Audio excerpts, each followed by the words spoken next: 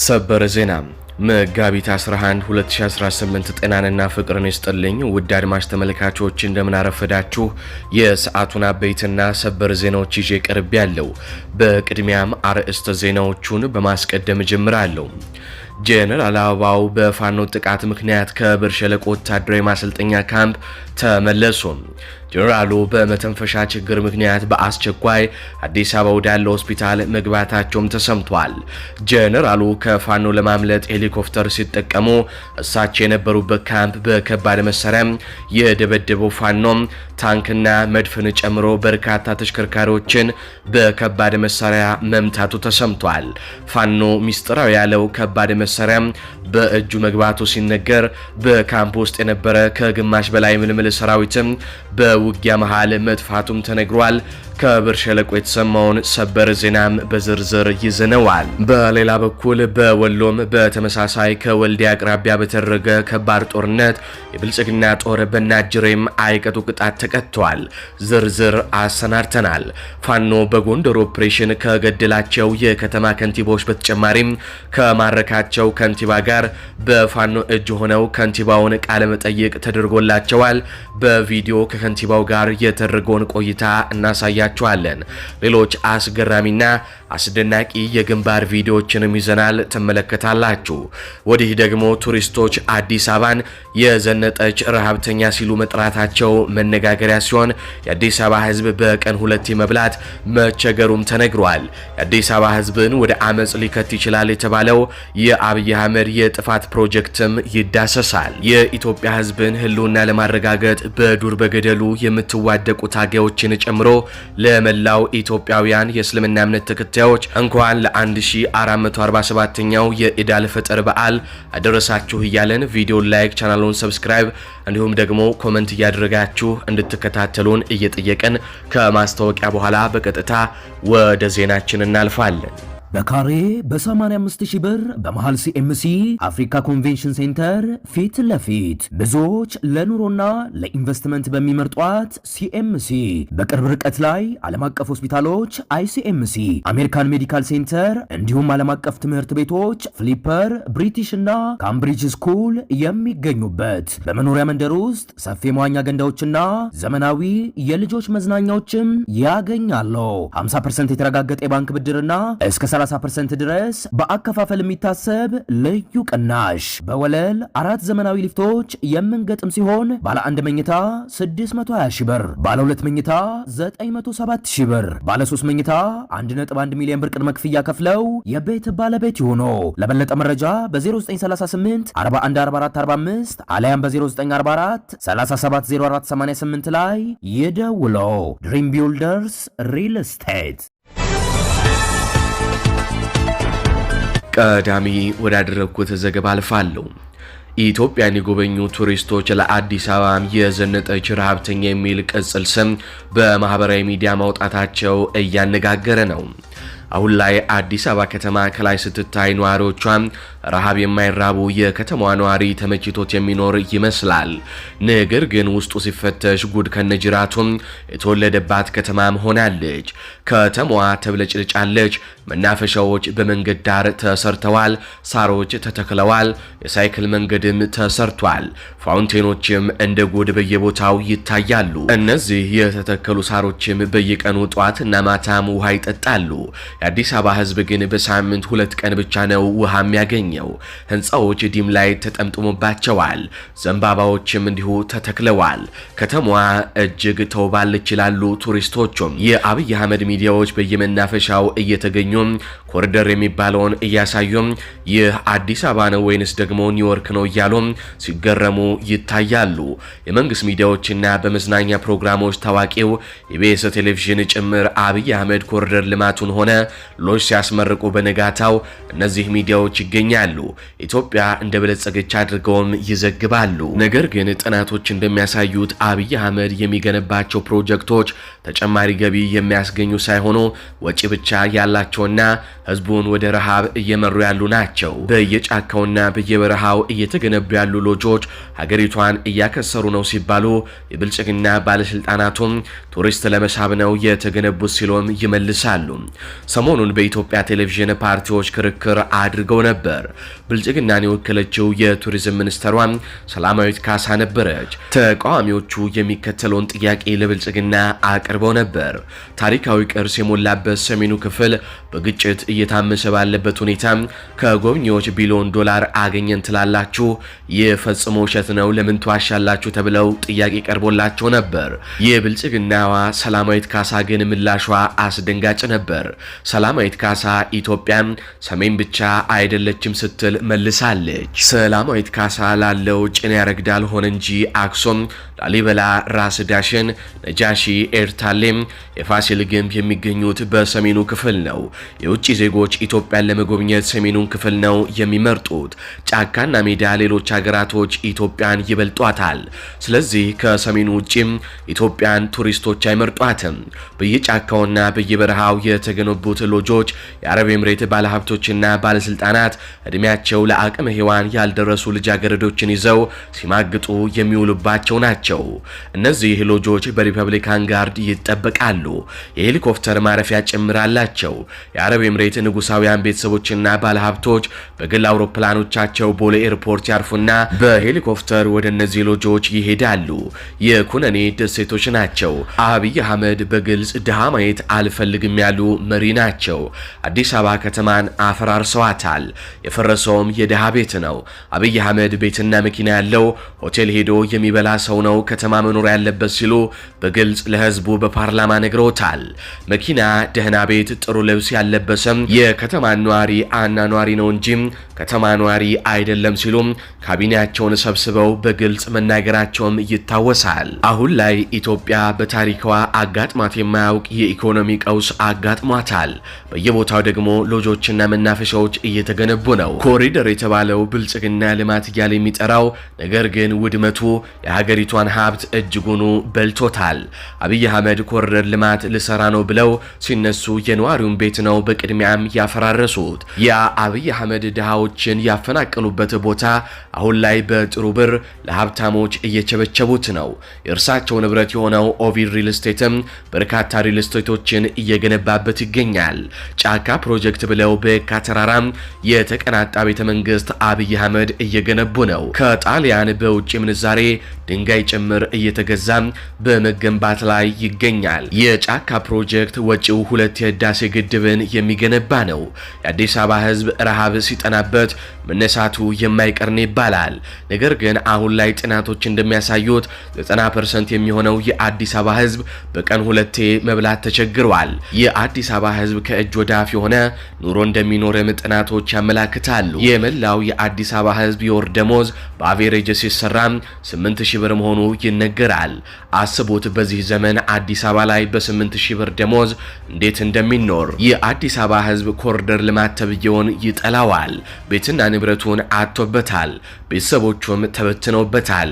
እናም በዚህ የተነሳም ከፍተኛ ብስጭት ውስጥ ነው የሚገኘው። እናም የአዲስ አበባ ህዝብ አንድ ቀን ሲነሳም የተፈናቀለበትን ቦታ የገዙ ባለሀብቶችን ሊያፈናቅላቸው ይችላል ይላሉ ተንታኞች። የአዲስ አበባ ህዝብ በተነሳ ጊዜ አፓርትመንቶችን፣ መንገዶችን፣ ህንፃዎችን ወደ ማፈራረስና ወደ መውረስ ሊገባ ይችላል ይላሉ ተንታኞች። የሊቢያ ዋና ከተማ ትሪፖሊ የምታምር ከተማ ነበረች።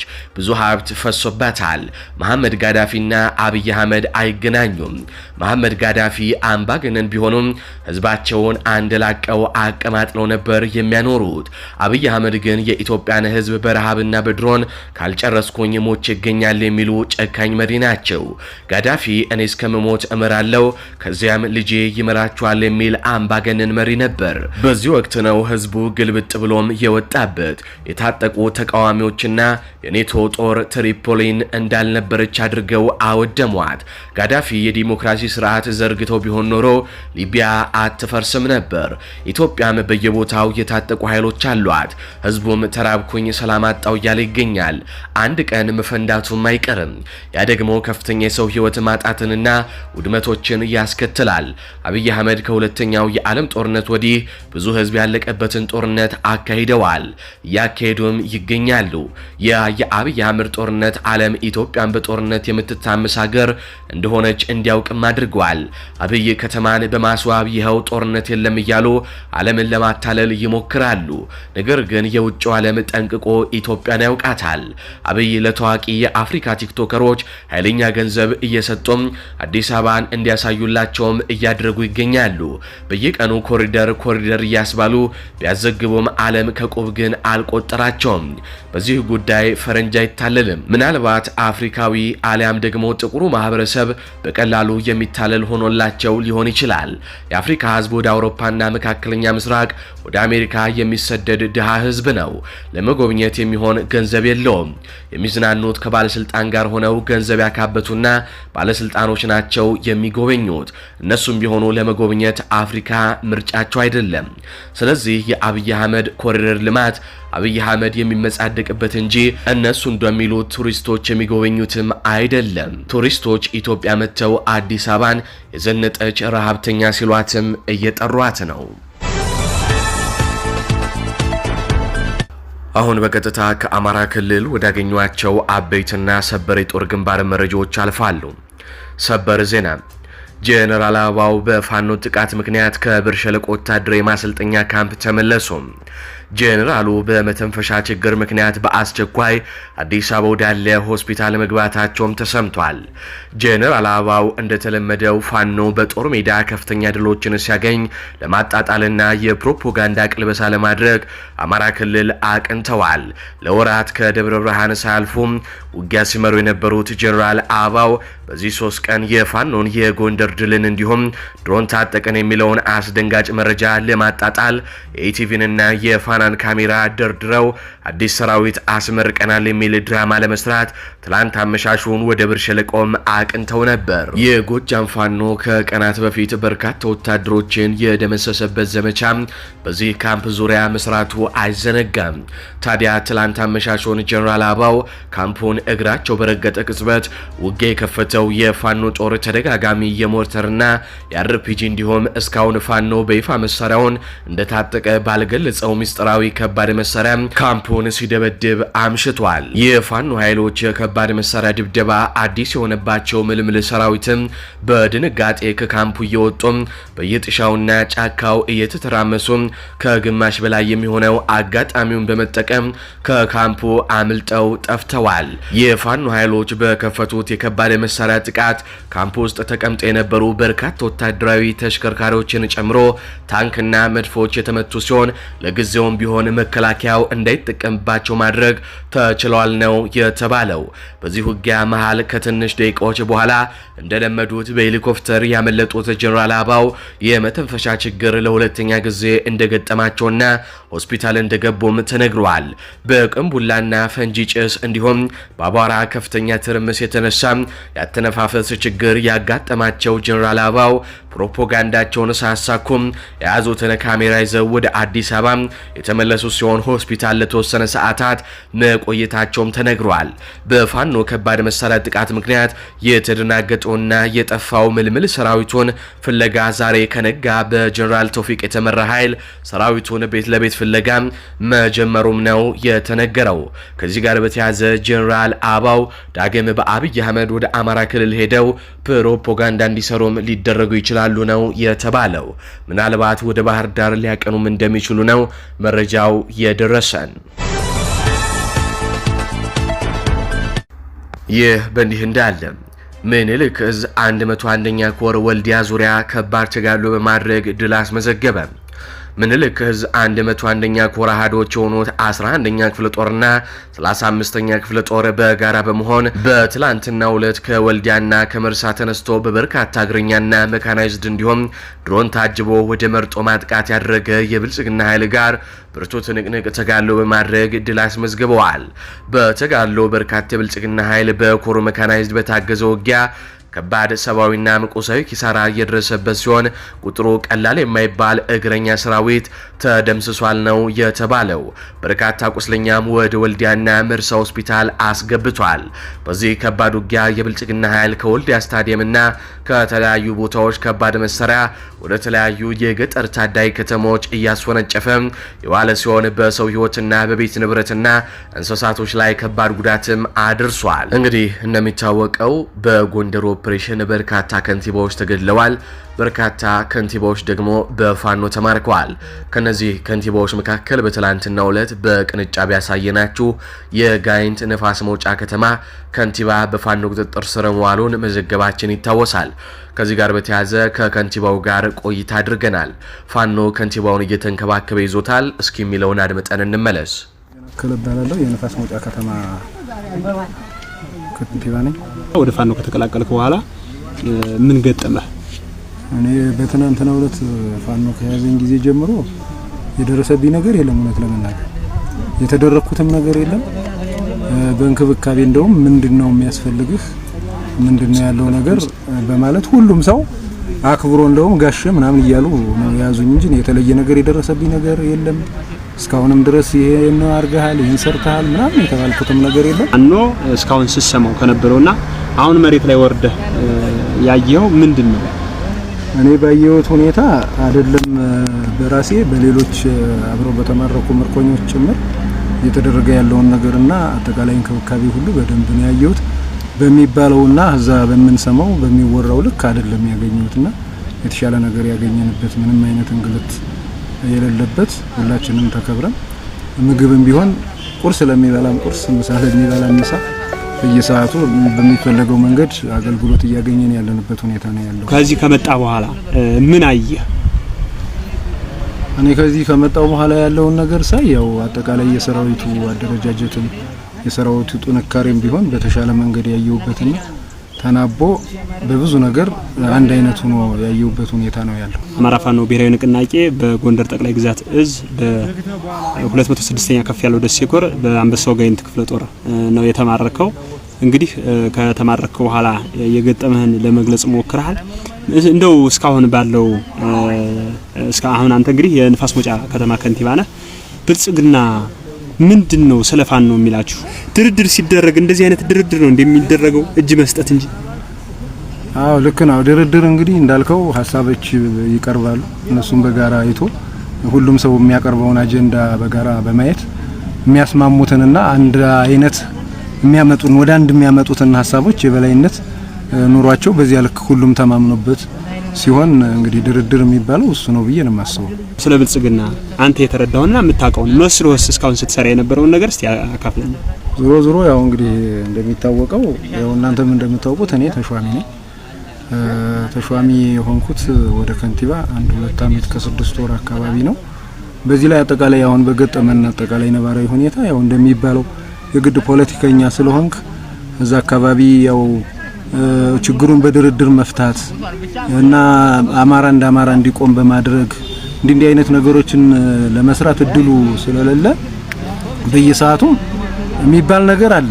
በሰላማዊ መንገድ ችግሩ እንዲፈታ በድርድር እንዲፈታ በዚህ ልክ ህዝቡም ጭምር ይሄን ይጠይቃል። በህዝቡ ዘንድም በሰላማዊ መንገድ መፈታት አለበት፣ በድርድር መፈታት አለበት።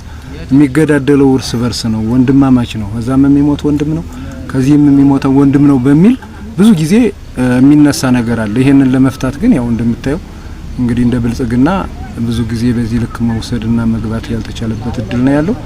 እዛ ውጭ ባለው ግን ጥቅል ችግሮቹ የሚፈቱት አጠቃላይ የአማራን ችግር በጋራ ተነጋግሮ መፍታት የሚቻልበት እድል ሲኖር ነውና ይሄንን በዚህ መንገድ ተጠናክሮ ማስቀጠል አስፈላጊ ነው።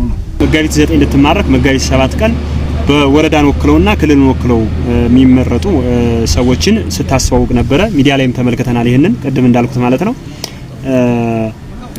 ምናልባት መጀመሪያ ላይ የነበረ ሐሳቤ በ7 ያንን ስታስተዋውቅ የነበረ ሐሳቤና አሁን በፋኖ ከተማረክ በኋላ በተለይ ገጠራማውን ክፍል ከወረዳው ከንፋስ መውጫ ውጭ ያለውን ሙሉ በሙሉ ፋኖ ተቆጣጥሮት እንዳለ ታውቃለህ። አንተም ምርጫው ይሳካል ብለህ ታስብ? አሁን ባለበት ነባራዊ ሁኔታ ምንም ማድረግ የሚቻልበት እድል የለም። ምክንያቱም ብዙዎቹን ወረዳዎች ብዙዎቹን አካባቢዎች በፋኖ ቁጥጥር ውስጥ ያሉ ስለሆነ በእንደዛ አይነት መንገድ ደግሞ ምርጫን ማሳካት የሚቻልበት እድል ይኖራል ብዬ አላስብም። መልካም። ስለዚህ ምርጫውን አጉል መድከም እንጂ ማስመረጥ እንደማይቻል ነው አንተ ያረጋግጥከው አሁን ባለው ነባራዊ ሁኔታ እንደዛ ነው ያረጋግጥ። ብልጽግና በአክቲቪስቶቹ በኩል ጋይንት እጅ ሰጥቷል፣ ጋይንት ፋይሉን ዘግቷል፣ ከእንግዲህ ጋይንት ምድር ላይ ምንም ነገር ኮሽታ አይኖርም እያሉ የተለያዩ ነገሮችን ሲያራግቡ አይተናል በማህበራዊ ሚዲያቸው። ጋይንት እውነት እጅ ሰጥቷል ወይስ አሁን ያየው ምንድነው? እስቲ ይሄን ግልጽ አድርግልን። እንግዲህ በወቅቱ እኔ የነበረውን አጠቃላይ ኃይል ባላውቅም በወቅቱ የተወሰነ ሰው እጅ የሰጣለ በምረሽ ለመንግስት እጅ ሰጥቶ የገቡ አሉ። እነሱን ስናይ እኔ አሁንም ቢሆን የቀረ ኃይል እንዳለ እረዳለሁ። ቢሆንም ግን አሁን በዛ ልክ ብቻ አሁንም ቀጣይ የተለያዩ ስራዎች ሰርቶ እኩል ቅድም ባልኮ መንገድ የጋራ ስምምነት ተደርሶ በተሻለ መንገድ ለአማራ ሁላችንም ተቆርቆረን መስራት የምንችልበት እድል ካልኖረ በስተቀር እነዛ ብቻ ናቸው የሚል እንትን የለኝም። ካምፓኑ ተነጋግሮ የሀገሪቱን ችግር ለመፍታት የተዘጋጀ ይመስላል። ይሄን እስቲ ግልጽ አድርግልኝ። እኔ እንግዲህ ከዚህ በፊት ሲባልም እንደምሰማው ችግሩ መፍታት የሚቻለው በሰላማዊ መንገድ ነው፣ በድርድር ነው። ሰላም ለሁሉም አማራጭ ጥሩ ነገር አለውና ከየትኛውም አካባቢ ያለ ኃይል በድርድር በሰላማዊ መንገድ መገዳደል ሳይኖር መፈታት አለበት የሚል አጀንዳዎች ይወርዳሉ። እሱን ተግባራዊ ከማድረግ አኳያ ግን የሚጎሉ ነገሮች ይኖራሉ ብዬ አስባለሁ። በመጨረሻም ደግሞ የ206ኛ ኮር አዳኝ ቡድን በሉማሜ ከተማ ከሌሊቱ 5 ሰዓት ተኩል በሰራው ኦፕሬሽን ምርጫን ተከትሎ አፋብን ያወረደውን መመሪያ ጥሶ የተገኘው አቶ ደረጃ ያለው በቁጥጥር ስር ውሏል። ቆይታ አድርገናል። አድምጠነው እንመለስ። ስሜ ደረጃ ያለው እባላለሁ። የሉማሜ ከተማና መሰረተ ልማት የአገልግሎት አሰጣጥ ቡድን መሪ ነኝ። ሲቀጥል የ02 ምክትል አፈ ጉባኤ ነኝ። ምርጫ እንዳስፈጽም ያው ተመድቤ ከካቢኔ ጋራ ስንቀሳቀስ ቤት ለቤት እያስገደን እያስወጣን የምርጫ ካርድ እንዲወስዱ አድርገናል። ነገር ግን ምርጫው ተገቢና ፍትሃዊ አይደለም። ምክንያቱም በጦርነት አውድማ ውስጥ እያለን አማራ ክልል ሰላም ያጣበት የጦርነት አውድማ የሆነ ስለሆነ ምርጫው ለማስፈጸም ተገቢ አይደለም። ነገር ግን መንግስት የራሱን ስልጣን ለማራዘም ሲባል ምርጫ እንዲካሄድለት የሚያደርገው እንቅስቃሴ ጥሩ ስላልሆነ እንደ አማራ ክልል ምርጫ መካሄድ የለበትም። ለምሳሌ የኛን ወረዳ ብናየው በዙሪያ ወረዳ 28 ቀበሌ ያለ፣ በከተማ አስተዳደሩ 5 ቀበሌ ያለ፣ በዙሪያ ወረዳው ሙሉ በሙሉ ፋኖ ያለበት ነው። በከተማ አስተዳደሩ በአራቱ ቀበሌዎች ከሞላ ጎደል ሙሉ ባይባልም መንግስት ኃይል ያለበት ነው። 3 ቀበሌ ላይ ብቻ ምርጫ ማስፈጸሙ ወንጀል ነው፣ ተገቢም አይደለም። ስለዚህ ይህን ምርጫ ለማካሄድ የራሱን ስልጣን ለማራዘምና የአማራን ሕዝብ ለማስጨፍጨፍ ነው። ያው ምርጫው እንዲካሄድ የተፈለገበት አማራ ክልል ሰላማዊ መሆኑን ለማሳየት ሲቀጥል መንግስት የራሱን ስልጣን ወደፊት ማለት ቀጣይ እንዳያስረክብና በጊዜያዊ አስተዳደር እንዳይመራ ለማድረግ የሚደረግ እንቅስቃሴ ስለሆነ በአስገዳጅ ሁኔታ ነው ምርጫ እንዲካሄድ የተፈለገው። ስለዚህ የኛም የተሰጠን ኦሪንቴሽን ግዴታ ቤት ለቤት በመንቀሳቀስ የምርጫ ካርድ ወስዶ ተቃዋሚ ፓርቲ በሌለበት ምርጫ እንዲካሄድ የተደረገው መንግስት የራሱን ስልጣን ለሌላ ለዓለም መንግስታት አሳልፎ እንዳይሰጥና በጊዜያዊ አስተዳደር እንዳይመራ ምርጫው በአስገዳጅ ሁኔታ ምርጫ እንዲካሄድ የተደረገ መሆኑ ዞሮ ምርጫው በአስገዳጅ ሁኔታ እንዲመረጥ እኛ ህብረተሰቡን በአስገዳጅ ሁኔታ ቤት ለቤት በማስቀስቀስና በማስመዝገብ ምርጫ ካርድ እንዲወስዱ አድርገን ምርጫውን በአስገዳጅ ሁኔታ እንዲመረጥ ለማድረግ የተሰጠ ኦሪንቴሽን ነው። ሉማሜ ያለሁት ከሉማሜ ነው በፋኖ ቁጥጥር ስር የወጣሁት። ስለዚህ የፋኖ የሰጠውን መምሪያ ጥሼ ስለተገኘው ሁላችሁም ከዚህ ድርጊት ልትቆጠቡ ይገባል። ስለዚህ ፋኖ የሰጠውን መምሪያ ተገቢ በመሆኑ ለምርጫ የወጣችሁ ወይም ደግሞ ለቅስቀሳ የወጣችሁ ጓዶች ወይም ደግሞ እንደኔ የተመደባችሁ አካላት የኔን አራያ ተከትላችሁ ልትቆሙ ይገባል። ምርጫ ለማካሄድ ቀርቶ የራሳችንን ህይወት እንኳን ማዳን አልቻልንም።